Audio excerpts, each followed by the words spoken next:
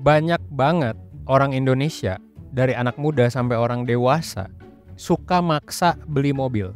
Belum punya garasi udah beli mobil, gaji pas-pasan nyicil mobil. Udah beli mobil tapi beli bensin masih mikir, parkir masih mikir. Ya, di video kali ini gue bakal ngasih tahu beberapa alasan kenapa lu mendingan gak usah beli mobil. Dan gue juga bakal cerita sedikit kenapa gue sekarang meskipun sudah punya duit untuk beli mobil, gue belum beli mobil. Oke, stay tune.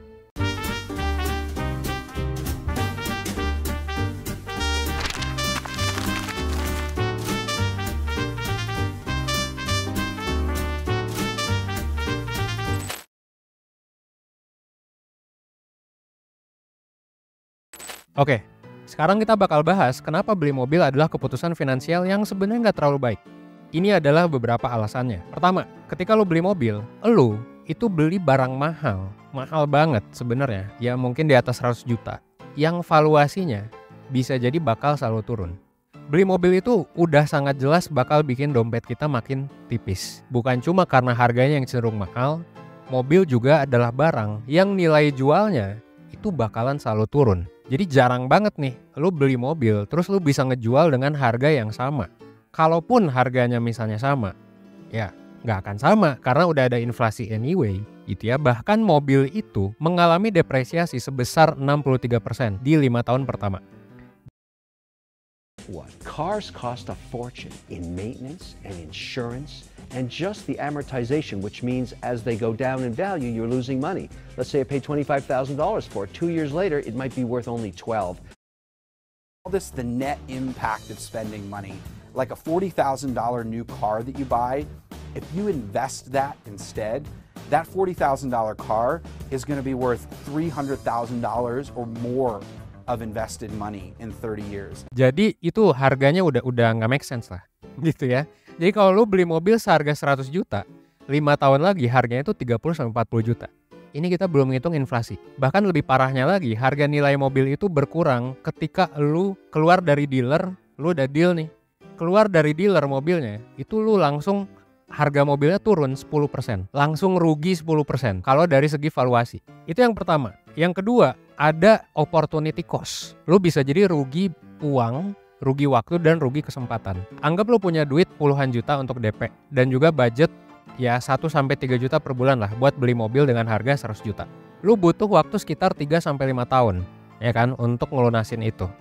Dan di waktu itu lu mesti nahan-nahan spending buat kebutuhan atau keinginan lain pastinya kan, karena lu harus bayar DP dan cicilan. Lu pernah gak kepikiran kalau uang itu lu bisa investasiin aja?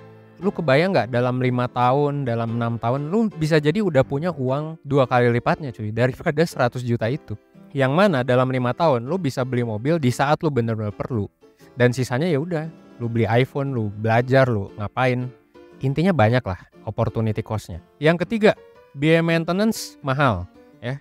Ini banyak yang kagak kepikiran nih, setelah beli mobil dipikir ya udah gitu lu bakal bayar cicilan doang, padahal enggak. Lu pertama mesti bayar asuransi ya, maintenance, servis, bensin ya. Ini bisa jutaan, bisa ratusan ribu per bulan, sampai biaya parkir. Bisa ratusan ribu juga biaya parkir. Sampai pajak. Pajak juga sekitar ya 300 sampai 500 ribu lah per bulan. Itu per tahun tuh kan 5 juta 6 jutaan. Kalau digabung, ini bisa tinggi banget. Dan ini bakal jadi beban finansial yang sangat berat sih. Makanya gue sangat menyarankan kalau lu merasa pajak 3 juta per tahun tuh gak make sense buat mobil, atau lu merasa berat nih ngeluarin 3 juta gitu setahun, mendingan jangan beli mobil gitu ya. Bahkan kalau lu tinggal di daerah tertentu, misalnya daerah gua ya, Bandung gitu, yang parkirannya susah, lebih banyak parkiran motor daripada mobil. Di Jogja juga sama. Daripada macet-macetan, daripada lu susah nyari parkir, mendingan kagak usah beli mobil ya. Yang keempat, belum tentu ketika lu beli mobilnya bakal lu pakai. Emang seberapa sering sih lu bakal pakai mobil? Mobil itu ya memang kalau buat orang yang pakai setiap hari bisa jadi make sense gitu. Tapi kalau buat lu yang cuma bakal pakai kalau momen-momen tertentu, misalnya lu pakai pas lebaran doang, pas nikahan doang gitu ya, jalan-jalan gitu kan. Itu kan mungkin sebulan ya paling 4 kali 5 kali. Ya nggak make sense sebenarnya gitu. Kalau cuma dipakai segitu doang, pay per use-nya kagak masuk lah hitung-hitungannya. Ya, apalagi buat gengsi doang. Sebenarnya ada banyak alternatif lain yang lebih ekonomis, lebih worth it buat dipilih. Nah, makanya di poin selanjutnya gue bakal share nih beberapa alternatif yang bisa lo coba sebagai pengganti mobil.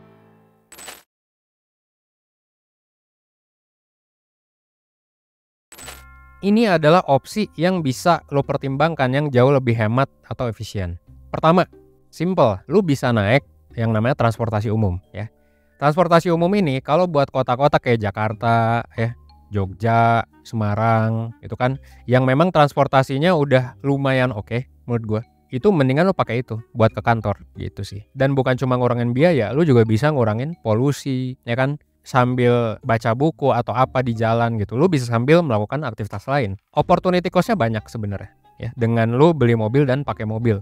Karena lu harus nyetir kan, ada capek juga ya kan, beli bensin juga dan lain sebagainya. Kedua, ada juga opsi ride sharing atau taksi online ya. Di beberapa area perkotaan bahkan ada riset ya, naik Uber ya atau naik ya penyedia taksi online itu bisa jadi lebih murah daripada nyetir mobil sendiri. Ya coba kita hitung deh ya, berapa sih biaya ride hailing gitu atau taksi online atau ojol gitu ya. Misalnya sehari lu naik ojol itu 30-50 ribu, pulang pergi 100 ribu.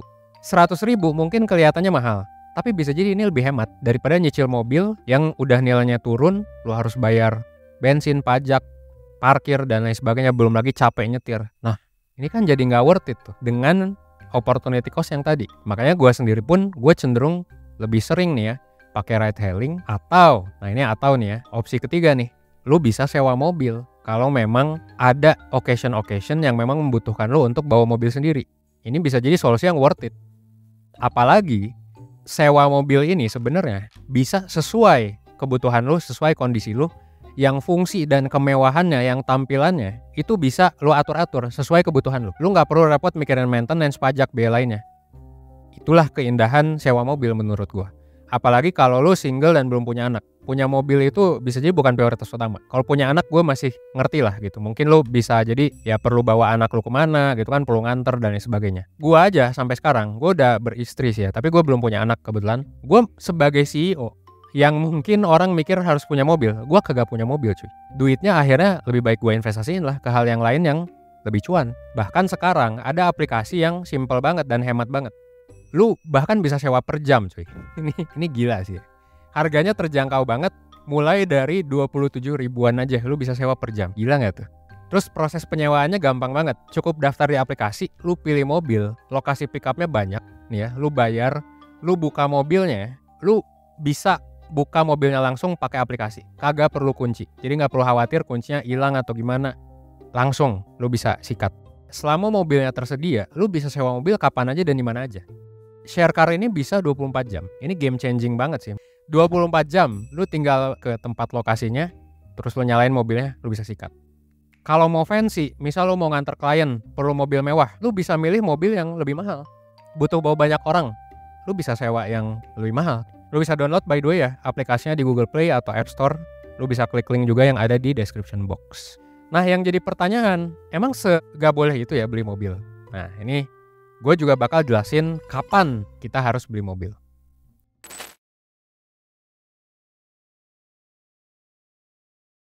Nah, punya mobil sebetulnya itu nggak salah, ya nggak salah. Meskipun menurut gue ini adalah decision yang merugikan buat gue, ya. Tapi bisa jadi buat banyak orang nggak salah, gitu ya. Tapi pertimbangan finansial tuh sangat penting sebelum lo decide beli mobil. Karena gue ngerasa orang Indonesia itu banyak yang belum mampu tapi udah beli. Nah ini ada 4 opsi biar make sense. Pertama, yang make sense itu menurut gue ya, di zaman sekarang, lo beli mobil bekas. Kenapa mobil bekas? Karena itu, kalau lo beli mobil bekas yang at least 5 tahun nih ya, jadi ini sekarang kan tahun 2023, lo beli mobil tahun 2018. Kenapa? Karena ini depresiasinya paling mantep nih. Mobil 300 juta, lo bisa dapetin dengan harga 150 juta. Itu sudah inflasi cuy. Berarti harga aslinya tuh udah jadi 100 juta, bisa jadi. Jadi dengan beli mobil bekas, lu bisa melewati periode depresiasi. Sementara itu, mobilnya juga bisa jadi masih bagus gitu loh, karena baru 5 tahun. Jadi gue mungkin cukup anti lah dengan mobil tua, apalagi kalau lu bukan hobi mobil ya. Soalnya gak nyaman cuy. Kalau lu gak suka ke bengkel bolak-balik gitu, atau lu gak suka modif-modif, sebenarnya gak nyaman untuk punya mobil tua gitu ya. Pilihan sih ya. Tapi mobil bekas menurut gue paling ideal 5 tahun gitu. Terus yang kedua, kalau lu nggak beli mobil bekas 5 tahun, lu bayar cash lunas. Kenapa cash keras gitu ya? Karena membayar bunga buat sesuatu yang terdepresiasi itu bukan keputusan yang bijak sih. Belum lagi nanti ada inflasi, ada apa gitu kan. Bayangin lu bayar bunga buat aset yang makin lama makin turun. Masih make sense KPR menurut gua ya. KPR at least lu dapet tanah, dapet rumah gitu ya. Yang basically ya nanti bisa lu jual lagi sebenarnya.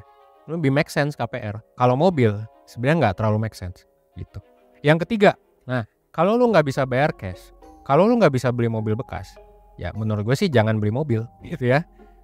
Kalau misalnya lu nggak bisa nabung buat beli mobil bekas, lu udah nggak make sense berarti. Lu nggak mampu berarti beli mobil. Kenapa? Karena ketika lu maksa pakai pinjaman, artinya lu menambah resiko finansial dalam hidup lu. Gitu. Ini berarti lu harus mikir keras banget nih. Atau harus beneran perlu banget ya, beneran perlu seperlu itu, ya silakan beli mobil gitu ya. Dan yang keempat nih ya, ini solusi paling maksa banget. Solusi paling maksa banget menurut gua. Kalau memang harus kredit, misalnya lu butuh buat operasional bisnis, buat apapun lah ya, apapun yang memang lu pikir, oh ya ini perlu banget nih buat gua sama anak, buat gua sama istri, buat gua bisnis, buat gua jualan atau apa. Itu oke, tapi kreditnya jangan lebih dari 3 tahun. Bahkan kalau bisa setahun 2 tahun, itu menurut gua oke banget. Dan pastiin rasio utangnya itu tidak lebih dari 50% income tahunan. Dan ini udah batas atas. 50% itu udah batas atas. Paling bagus malah ya kalau konglomerat, atau jangan konglomerat deh, terlalu kaya ya. Yang ideal menurut gua nih ya, dengan gua abis belajar financial planning, itu mobil tuh harusnya 5% dari aset lu gitu. Jadi kalau bisa lu tuh beli mobil, lu punya 20 kali lipat aset dari mobil itu. Jadi kalau lu punya mobil 100 juta, pastiin lu punya 2M gitu ya. Aset lu total tuh 2M. Itu sebenarnya yang paling sehat. Ya meskipun of course, ya kalau lu mau ya 10%, 15%, 20% ya silakan lah gitu ya. Kayak aturan ini juga nggak berlaku buat semua orang sebenarnya. Yang paling penting adalah jangan sampai bunga kreditnya tuh terlalu membengkak. Karena lu ngeredit lebih dari 3 tahun, 5 tahun gitu kan. Jadi fokus ke tenor dan bunga gitu. Bahkan daripada beli mobil, saran gue mendingan KPR ya. Mendingan beli tanah, beli rumah gitu. Sangat make sense. Atau kalau misalnya lu ada kerjaan gitu ya, lu ada kerjaan nih dan lu pengen ningkatin skill, mendingan beli MacBook, mendingan beli rakit PC gitu ya. Ini kayak meme mending rakit PC gitu ya. Benar sih menurut gua, karena PC atau ya apapun itu, tools pekerjaan, kamera atau apapun, itu bisa ningkatin produktivitas lu gitu daripada memang mobil. Yang mana kalau mobil gue nggak yakin sih sama utilitas si mobilnya itu emang mau kepake buat apa gitu loh. Karena kalau ngomongin soal pride nih ya, misal ketemu klien gue bawa mobil gitu, ya gue sampai saat ini kagak bawa mobil atau nge-grab aman-aman aja gitu kok. Dan kalaupun memang lu butuh banget tuh gengsi, ya sewa aja orang murah banget kan gitu di share car tadi misalnya.